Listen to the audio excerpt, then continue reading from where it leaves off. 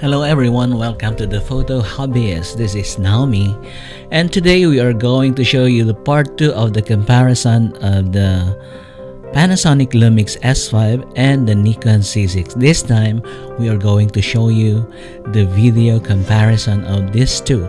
Now bear in mind that I'm learning how to use the Panasonic system, so there's a bit of a gap of learning there, but I hope that I can present to you the differences between the two. Now the S5 is actually taken with 10-bit setting, and the Nikon is taken with the 8-bit setting, both 24 frames per second and in 4K. So the first video that I'm going to show you here is actually the video in the evening where actually the sun already set, and this is it by the lakeside near our tent. So we are comparing the video of the Panasonic Lumix S5 and the Nikon Z6. It's looking at the setting area of the sun, but it has set and it's now blue hour, and the video is actually rolling, so I'm talking over it so I can do it at the same time. So they are side by side recording, and with this we are shooting in 4K 24 frames per second in both cameras, except that it's a 10-bit on the S5. So let us see the difference. Can you see the difference in YouTube? I'm not really sure. Looking at the monitor, the S5 seems warmer, and of course say that in the Nikon Z6 is a bit cooler, but I don't know what's the effect. But this is it. It's just sitting on the table, both of them, and looking towards the same area.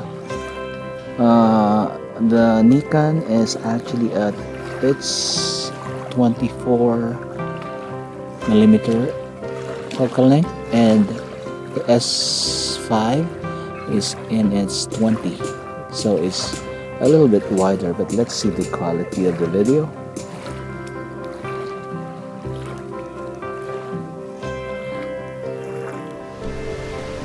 The next morning we went to Ryuzu Waterfalls. It's another one of those waterfalls in Nikko, and it's a bit crowded on the viewing deck. We are comparing some of the photos I took with this, some of the videos I took with this, and this is from the secret location that we've been through. On the left is the Nikon Z6, and down right is the Panasonic S5. So this is ungraded.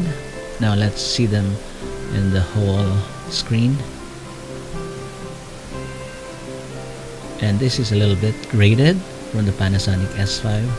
One thing is it's easier to grade the Panasonic S5, and this one is the Nikon Z6, same angle and also graded.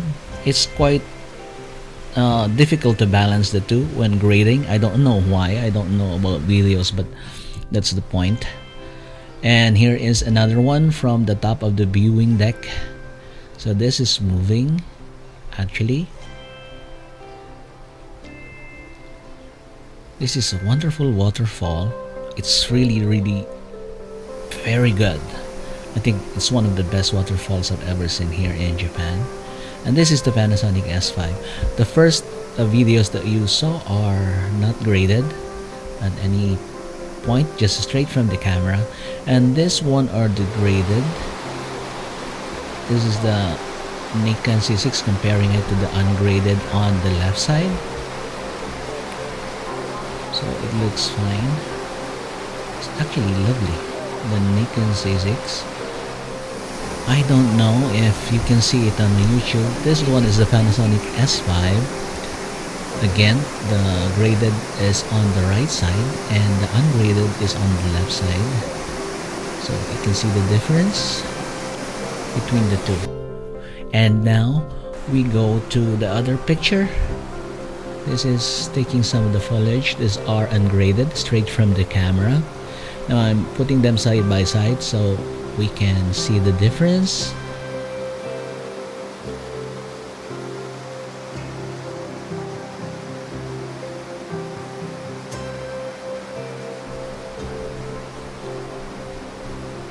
And this is also the graded versions of the two videos that you saw.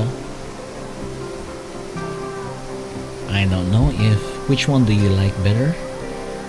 At the start I like the Nikon, but when it went to the right side I like the grading of the Panasonic S5. This time we tried to do the same value with the grading, and this is the result. Now this is another of the upper waterfalls. This is the Nikon Z6 ungraded, only ungraded. Actually it's quite beautiful ungraded. I took this handheld because of that area is not very good for for tripods. Again, this is Panasonic. This one is also ungraded, so I hope you can compare them. And this time at the Kegon Waterfalls. And this is the Nikon Z6. Now if you see, it's kinda darker. I don't know what's the difference because the setting I tried to make them actually the same. And this one is the Panasonic looking upward, and this one is the Nikon Z6. Remember that the videos were taken in different times, so probably there is a difference there in the light and of course the fog that came in. So this is the Panasonic S5. These are all actually taken at the same day, but the weather changes quickly in this area. So I'm going to show you the Nikon Z6, and as you can see the fog has descended on this area, so it's quite different from the others. It changes fairly quickly in these areas at this time of year, so I don't know, but that is our comparison of the two cameras, the Panasonic S5 and the Nikon Z6, comparing their video output. So what do you think?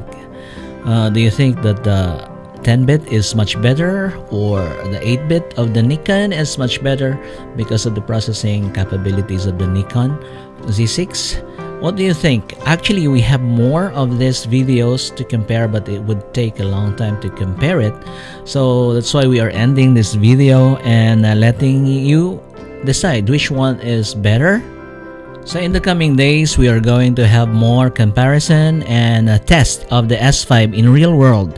So we'd like to test it in real applications so that we can actually figure out if this is a good camera or not. Not by the numbers and not by the parameters that reviewers do. So we are going to use it and wait for those. Again, I want to thank you for watching, and I hope to see you again on the next video. Please do hit subscribe and hit the notification bell so you know when we put up another video and we can share it with you. So again, see you in the next video. Bye bye.